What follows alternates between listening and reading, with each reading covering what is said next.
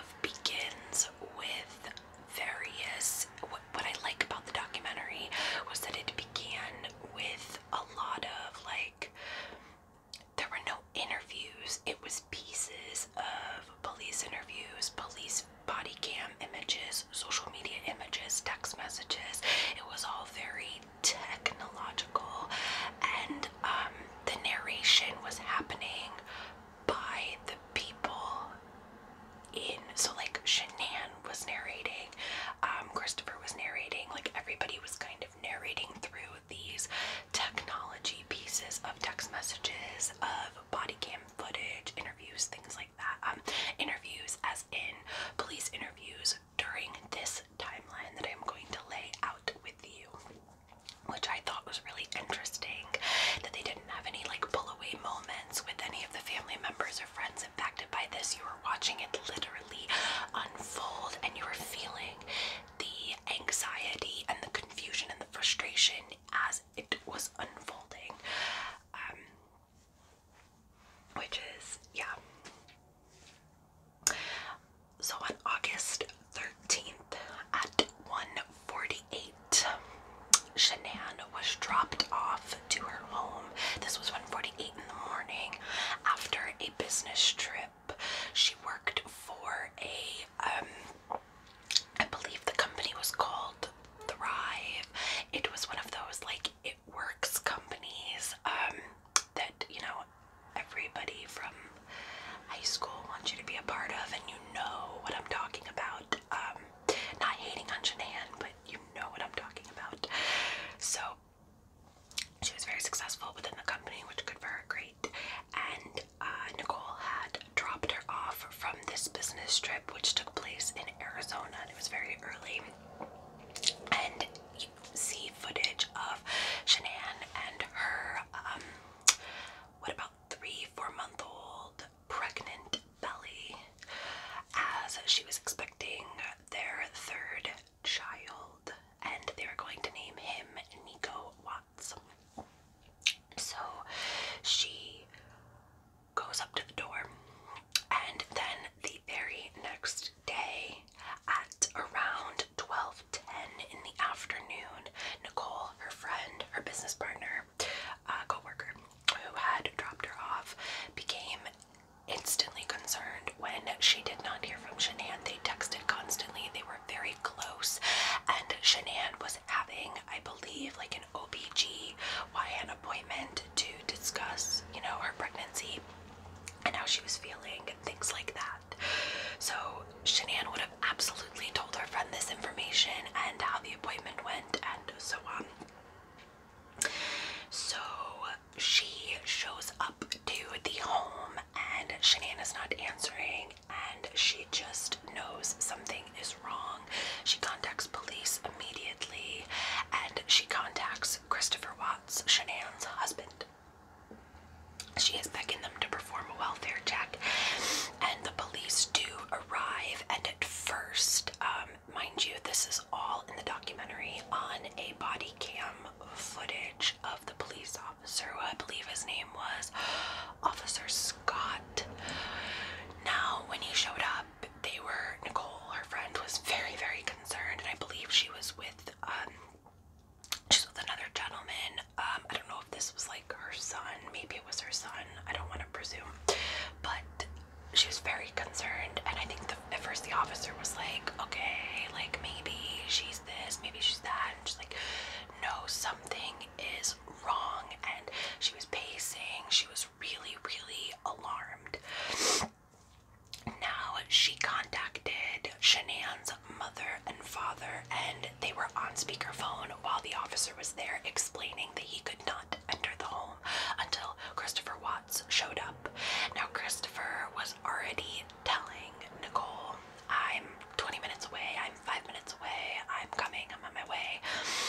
He was on his way for a while. And Nicole was getting frustrated and concerned and scared, of course. And this made Shanann's mother very upset and very scared. And she said to Nicole, you have permission to enter my home, Nicole. Basically telling the officer there, like, she has permission, like, go into that house.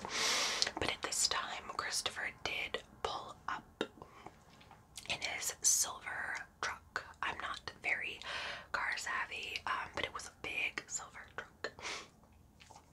Now, this is around 1:40 on August 13th. So he pulls up and he jumps right out of the car and heads right over to Officer Scott, shakes his hand, and he says, Chris, do I have permission to enter your home? And he said, yeah, sure. Now he went through the garage to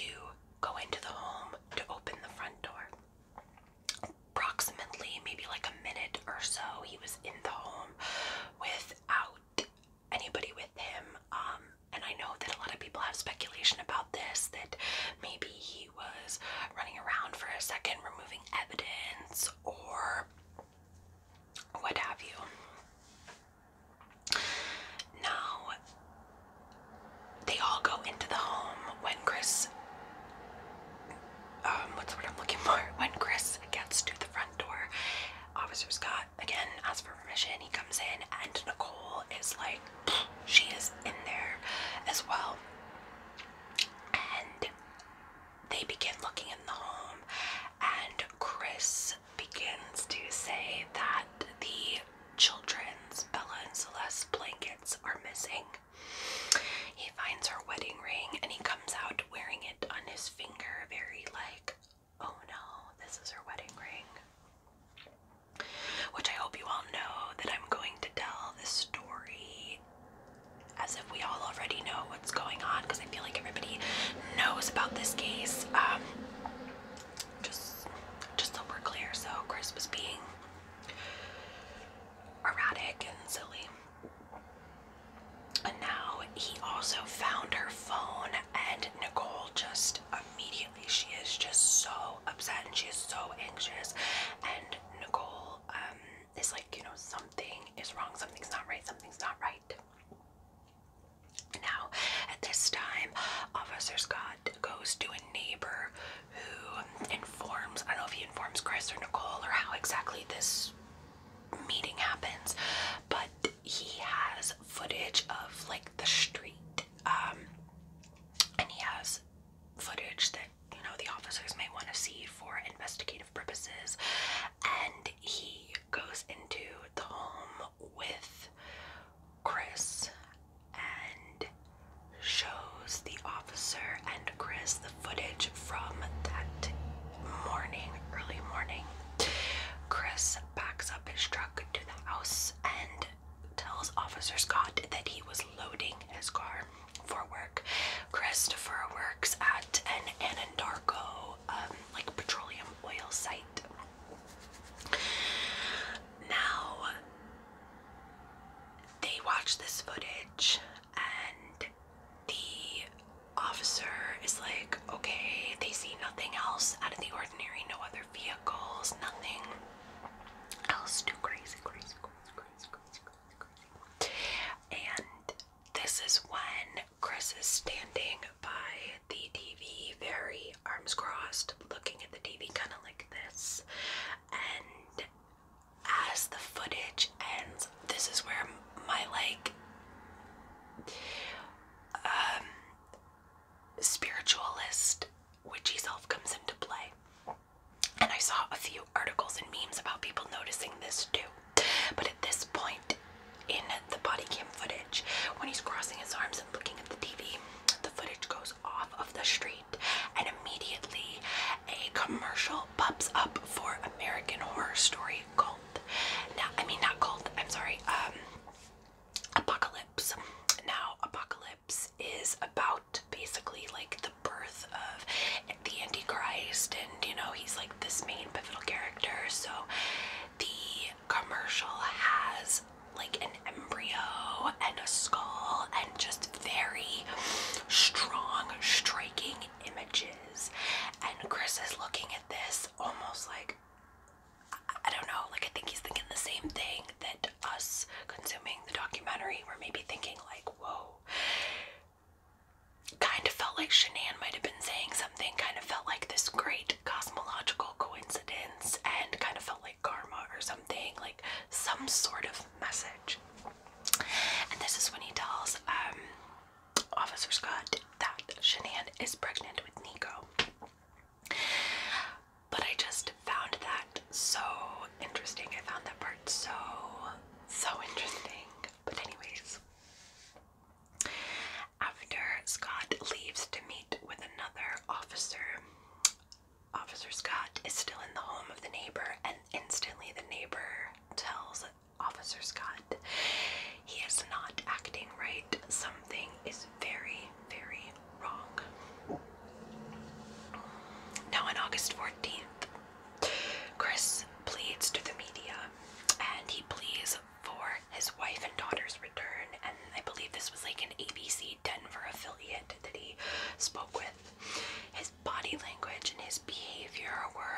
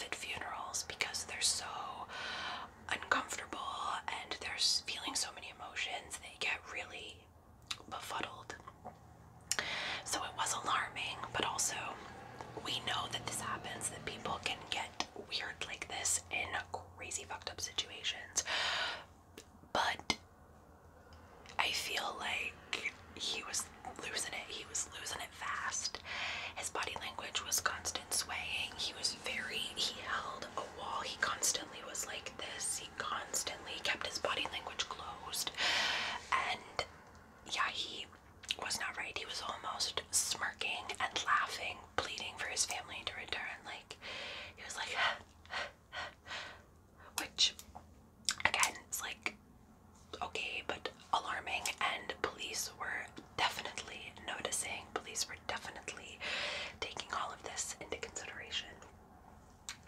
Now, on August 15th, the FBI joins the search and Chris takes a polygraph. I love this entire scene of the documentary where the two investigators, I should have wrote their names down, but the woman administering the polygraph and the lead investigator, I presume, are really trying to get to the bottom of what is going on, and Chris doesn't know, but they know that they have their suspect. They have their man.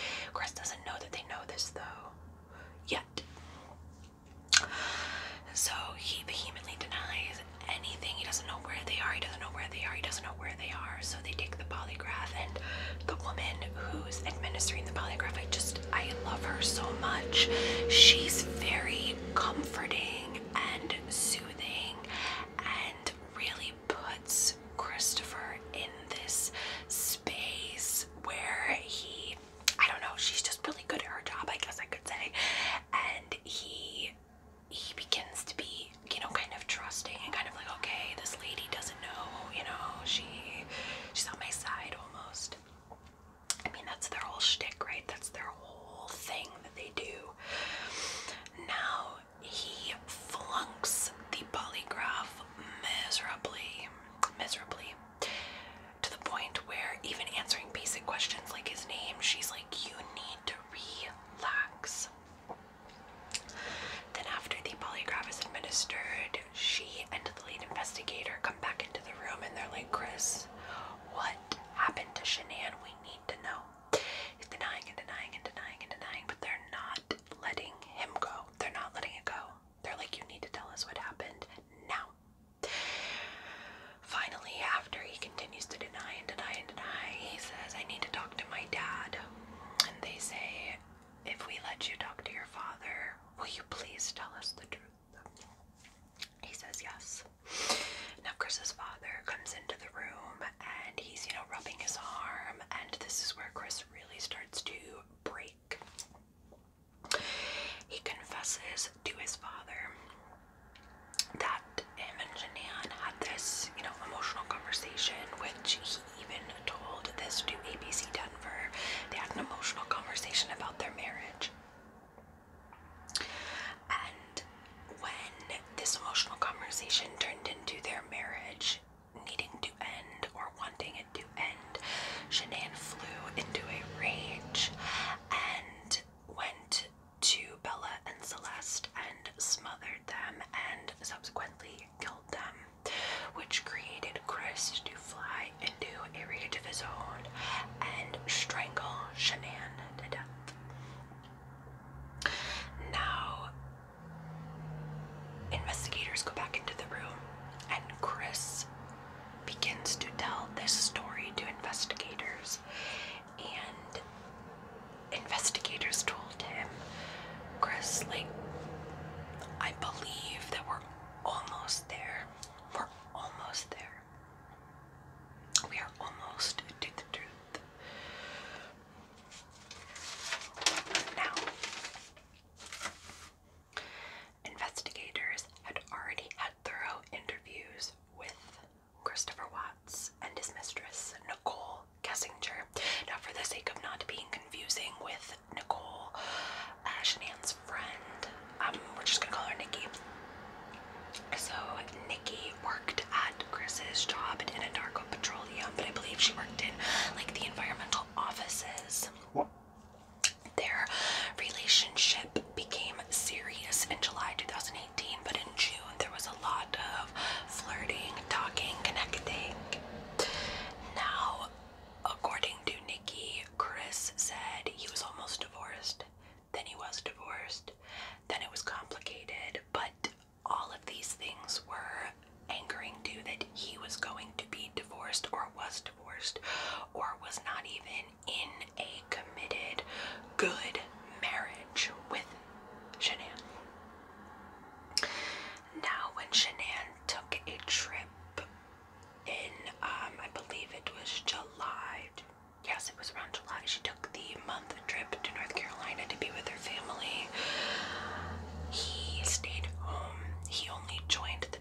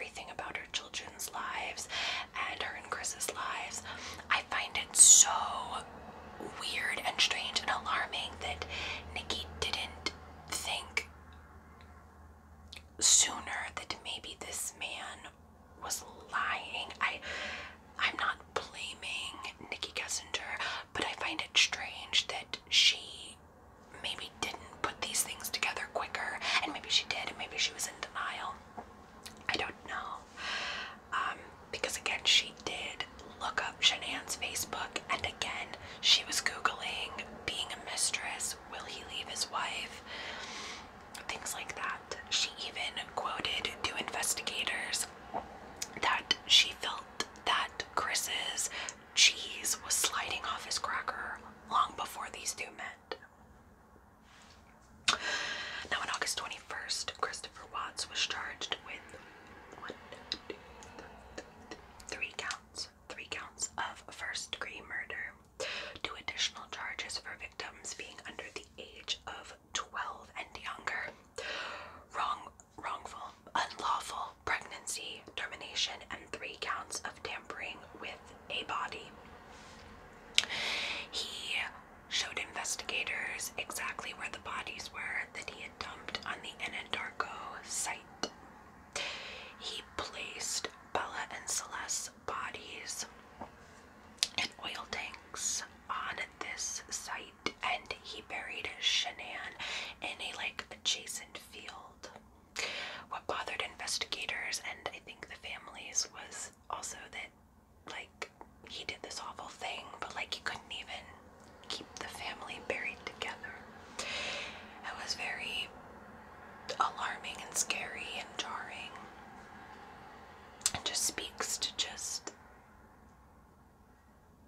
the space and just the total disregard this man had for his child, his children, his wife, his family. Now, on November 6th, he pled guilty to all 9 counts, and Shanann's family asked that the death penalty not be sought in this.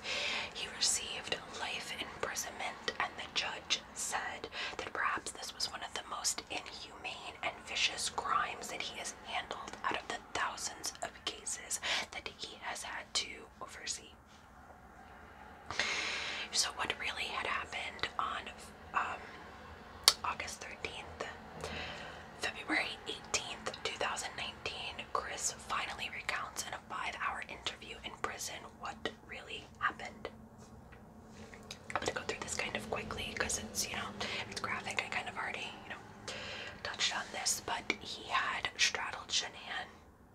They began with this emotional conversation, and he began telling her he wanted to end their marriage.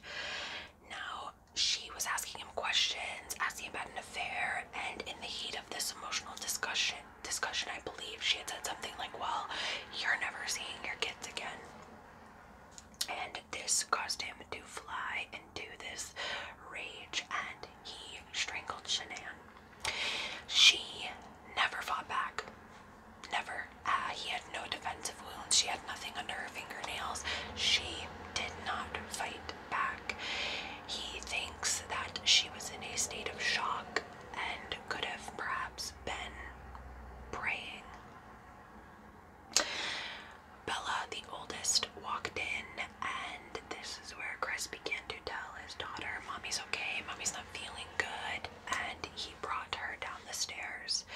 Then Celeste woke up and joined Bella's side, and this is where the video of him backing the truck comes into play. He loaded Shanann's dead body in the car and his 2 daughters. The Annihilators site was over an hour away. It was a long drive, and he was discussing in his brain how to end this whole thing, and he did think of committing suicide himself, but instead he got there, buried Shanann, and smothered their 2 children, placing them in oil tanks. And without getting into too much graphic detail as this already is, he had trouble putting his children into these tanks, which is terrible. It's fucked up.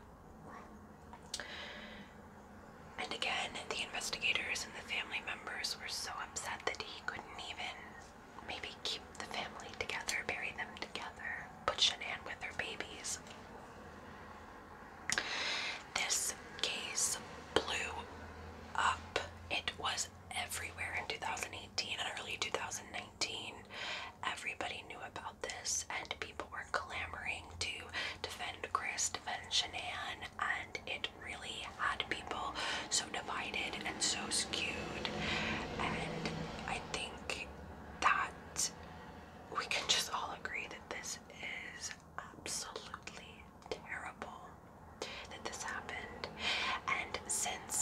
Dan's family has subsequently forgiven Chris. They just wished they did not trust him so with their loved ones. They forgave him. They went to his aid to not pursue the death penalty. And they said that they still loved him. This is going to kick off a familicide series on my channel. And we are going to discuss the 4 categories of family annihilators and discuss family annihilation and what that is through a psychology, true crime lens. But I also want you guys to begin flooding the comment section with your true crime cases because it has been a long time and I have missed you guys so much, and I want to just go into the new year. I want to go fresh and I want to go hard on this channel. Thank you so much for all your love and your support, and I've missed you guys so much, and I'm so happy. I'm so happy to be back. Please let me know how you're doing, and please let me know what cases you want me to cover in 2021, especially if you have a family annihilation case you would like me to look into, as again, I am going to begin this series. Thank you again so much. Hopefully that wasn't like too fast. Hopefully you could hear me. Hopefully it was tingly. I just couldn't wait. I'm so happy to be back. I'm so happy. Thank you guys again. Thank you. Thank you. And don't forget to tell your friends. Tell your grandma. Sorry if I hit you there. About the